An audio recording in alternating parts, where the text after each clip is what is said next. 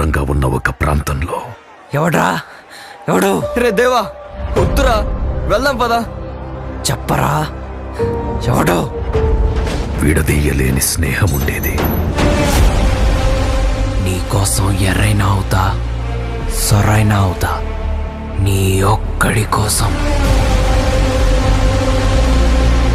నువ్వు ఎప్పుడు పిలిచినా నేనిక్కడికొస్తా.